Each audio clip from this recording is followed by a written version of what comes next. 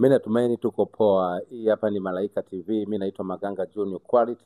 Waweza kuniita Pengo Mtawala, na siku ya leo nikiwa na mengi mazuri na kukaribisha tena kwenye The Exclusive. Leo niko na Mr. Goodluck Carlos. Nataka tumjue Goodluck Carlos ni nani. Najua labda utakuwa unajua kwa haraka haraka. Bwana, mambo vipi? Safi. Shwari kabisa. Shwari kabisa. Mambo yanaenda. Mungu anasaidia. Mambo ni mengi mwaka jana, lakini mwaka huu sijaona ile ninavyojua mimi. Mambo yanafanyika, of course, hizo majukumu pia yameongezeka. Tuna kundi la watu tunaliongoza kifamilia pia, changamoto za hapa na pale, lakini mambo yanafanyika kila itwapo leo. Hebu tuanzie kwa Goodluck Carlos. Goodluck Carlos ni nani? Ni mtu aina gani? Ametoka wapi? Okay, yes. Kwa majina halisi mimi naitwa Goodluck Carlos kama ulivyoweza kusema hapo, ila maarufu zaidi kama Mr. Mwanya. Mimi ni mzaliwa wa Sumbawanga, ila mwenyeji kiasili ni mkoani Njombe, tukirejelea kwenye vitovu vya baba zetu na babu zetu. Nikasoma shule ya msingi Maweni Kigamboni, nikasoma sekondari form 4 Kibugumo Kigamboni, pia nikaenda advance Njozi ya Bone Njombe High School kwa mchepuo wa IGM. Sikubahatika kuendelea na elimu ya chuo kwa sababu ya ukata. Kwa nikaenda kwenye kuajiriwa, mwisho kabisa nikaenda kwenye kujiajiri, nikajikuta pia nimeshaingia na kwenye sanaa mpaka leo hii. Nimekuwa Mr. Mwanya kwenye swala zima la sanaa. Hapo nataka nirudi kwa Goodluck. Nini ambacho kilimvutia kwa kiasi kikubwa sana katika harakati zote? Umesema ulishaajiriwa, lakini mwisho wa siku tunakutana katika industry ya comedy. Nini kilimtoa bwana Goodluck kutoka kwenye kile ambacho alikikusudia mpaka kufikia kuelekea kwenye comedy moja kwa moja? Okay, mimi kiasili ni mchangamfu, kwa maana ya watu ambao tumekuwa nao pamoja wanajua kabisa, yes, Goodluck ni mchangamfu mno, anapenda sana masiara. Shuleni pia kiasi cha kwamba kupewa uongozi wa masuala ambayo yanahusu michezo. Mimi nilikuwa napewa uongozi wa kuchangamka, timekeeper, monitor, mimi kiongozi wa michezo hivyo. Kwa hiyo kwenye ukuaji wangu na huo uchangamfu, sasa mara baada ya kuajiriwa na kumiliki pesa, ndipo hapo kunakuja sasa kumiliki rasilimali, vitu vya kushikika, simu. Unajua kabisa simu kwa matumizi yake, utapiga picha, utawasiliana, utachukua video, mjogeo na vitu kama hivyo. Kwa hiyo kwenye kuona kwamba nina kitu ndani yangu na nina uwezo wa kukichange, kukiweka kwenye mtandao positive na kitaweza kutoa matokeo, ndicho kitu ambacho nilikiwini. Kwa 2018 2019 nilikuwa mtumiaji mzuri sana wa simu, lakini kwenye swala la mtandao ndo nikawa najaribu kuweka vitu vinavyofurahisha, na ndivyo hivyo ambavyo vilikuwa vinaitika sana. Ndio nilijaribu pia kufanya vitu vingine kama motivations, kupiga picha kali, video kali tu, kufanya unaimba nyimbo za watu, lakini vile hazikuzungumza sana. Vilivyozungumza sana ni zile video ambazo nilikuwa najaribu kuwafurahisha watu wafurahi. Na kila ambacho tunakifanya huwa lazima kuna mtu tunamwangalia. Kwa upande wako wewe, kwenye kile ambacho umependa kukifanya ambacho naamini kwa wakati huu kinakupa faida kubwa sana na kimekupa umaarufu sana, ni nani ambaye alikuwa nini kivutio kwako mpaka kuona kwamba mimi nikikaa mnatoboa na kufika pale ambapo unapata? Mimi of course mtu ambaye nilikuwa namtizama sana ni watu wa nje, Mr. Bean na Charlie Chaplin na William Laskin wa South Africa. Hapo kwa ndani nilikuwa naangalia vitu vya watu tofauti. Nilikuwa sina mtu mmoja ambaye nasema eti namwangalia huyu ameniinspire, ila nilikuwa napenda vitu unakuta huyu mtu katoa kichekesho hiki na kipenda, huyu katoa hiki na kipenda. Ndio nilikuwa napenda sana kutizama ucheshi, kwa sababu ndio ulikuwa unazungumza sana kwenye maisha. Lakini mtu ambaye nimetizama vitu vyake vingi sana na nilikuwa na fly ni marehemu Majuto. Yes, ndio mtu ambaye nikasema yule ndio alikuwa na catch up feelings. Kazi yake yoyote alikuwa anachukua sana attention yangu. Watazamaji wa Malaika TV kupitia The Exclusive wakipenda kujua huyu Goodluck Carlos ni baba wa familia, ni single, na vingi wanataka kujua. Amini yatupa mwangaza kutosha sana kutoka kwetu kwenda kwa mashabiki, na hususan mashabiki wako wewe pia. Huyu Goodluck Carlos, kabla tujaenda kwa Mr. Mwanya, ni mtu aina gani? Baba wa familia, ni single, yuko vipi?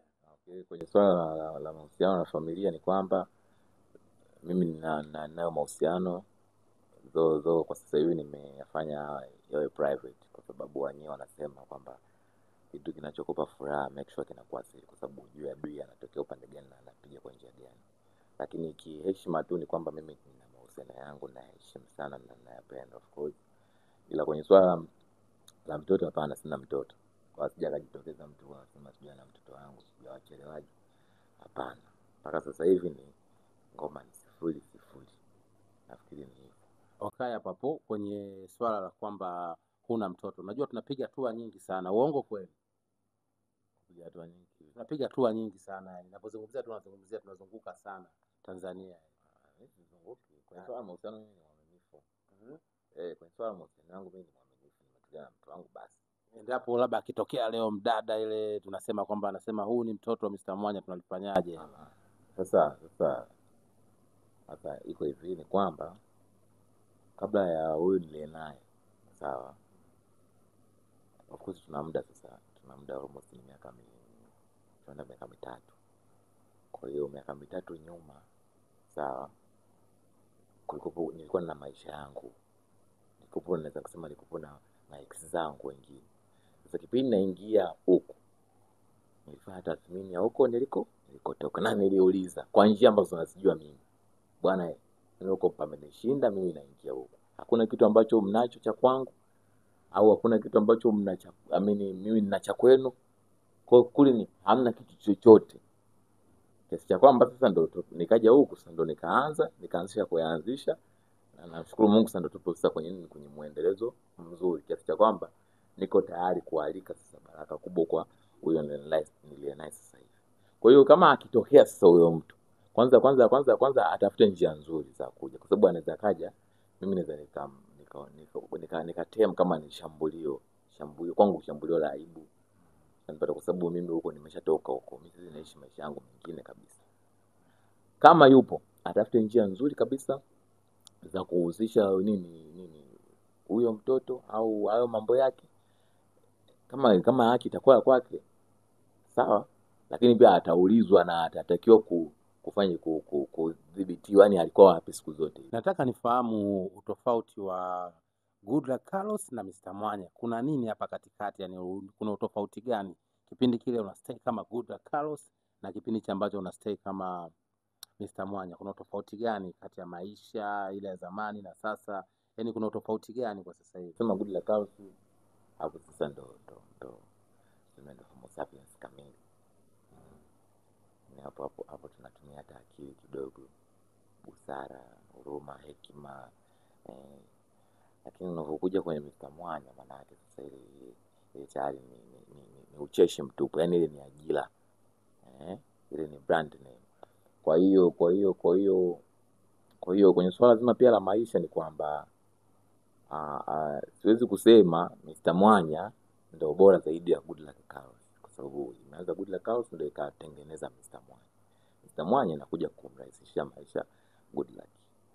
Maisha yalikopo ni maisha ambayo kimsingi hatujai kuyadhania, lakini hivyo Mungu amewezesha, tupo pazuri sana, tunapopaelekea ni pazuri sana.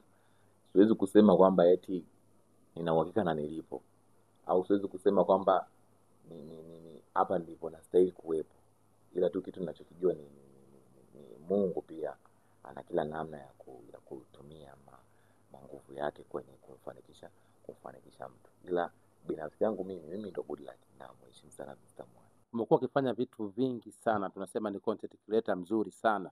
Nataka nifahamu kuna namna mbili ambazo ulikuja nazo. Kuna kipindi pia unataka kuanzisha safari katika swala zima la muziki. Vipi? Tuliishia wapi? Okay, muziki mimi una 25% kwenye sanaa yangu. Sanaa yangu karibu 75% ni ucheshi. Kwa hiyo tunasema ni picha na video zinazohusu ucheshi. 25% ni kutaka kuongeza wigo wa mashabiki, hususani kwenye followers wangu au kwenye brand yangu, na pia ni katika kujaribu kupeleka ladha ya ucheshi kwenye muziki. Unajua muziki una vitu vingi sana. Muziki sometimes unakufikirisha, muziki sometimes unakuchezesha, Sasa tunahitaji pia na muziki ambayo ukisikiliza au umekaa tu unasikiliza unafurahi tu. Kwa hiyo ndicho kitu ambacho mimi nilikopo najaribu kukifikisha, na nimekuwa nina plans zangu ndani ya kipindi kizima cha mwaka. Kwa mwaka nitatoa nyimbo 3, zikizidi sana ni 4, yaani mwanzoni, katikati na mwishoni. Hivi unavyoniuliza hivi, na kama mwezi hivi natakiwa niingie studio. Sasa siwezi kuingia studio wakati hapa kuna upepo kanapita hapa. Sasa hivi kama hata wasanii wakubwa waimbi, sababu kuna upepo unapita hapa. Ukiimba hapo unaonekana kama unaliu. Unaonekana kama umechanganyikiwa. Kwa lazima uache kwanza vijana wamalizane na hizo trending, uingie uimbe, uwapelekee na upate nafasi ya kusikilizwa. Kwa muziki sijaacha, lakini muziki ni 3 4 ndani ya kipindi cha mwaka mzima, ndio mimi nimejiwekea. Kuna ukaribu mkubwa na nimeona ni moja kati ya watu ambao wamesupport vizuri sana safari ya Shafii Comedian. Kuna nini baina ya wewe na Shafii Comedian? Ukaribu wenu, ushikaji wenu uko vipi? Mlikutana wapi mpaka kufikishana hapa mlipo sasa hivi? Ile ni support tu kama support nyingine, kwa maana ya tuna kawaida ya kushirikiana. Kama vile ambavyo wanafanya wasanii wa muziki, una kitu hiki, mimi na kitu hiki, tunaviattach and then tunawapa hadhira yetu. Sasa kwenye kukutana ndipo kuna vitu vingine vingi ambavyo vinakuwa ni behind the box, kwa maana ya kuna mazungumzo, kuna kurekebishana, kuna kuoneshana njia na vitu kama hivyo. Sasa nikasema Shafii huenda alikuwa na bahati sana kwa wakati ule, kwani nilimwambia vitu ambavyo alifanyia kazi na vikaleta impact kwenye maisha yake. Sio tu Shafii, nimekuwa nina kawaida ya kutoa kile kitu ambacho nakifikiri kwa mtu ambaye namuona anajaribu kufanya au anapambania kukifanya. Nikipata nafasi tu ya kumwambia, ya kusema, na akakifanyia kazi kweli, basi lazima tu atapata matokeo. Okay, tutarajie kuona nani mwingine ambao utatuletea kwa mwaka huu? Tayari tushamuona Shafii Comedian anafanya vizuri katika mitandao na pia naona yuko vizuri katika upande wa comedy. Tutarajie nani mwingine ambaye tutasema huyu ametoka kwa Mr. Mwanya, amefuliwa vizuri, amepikwa vizuri?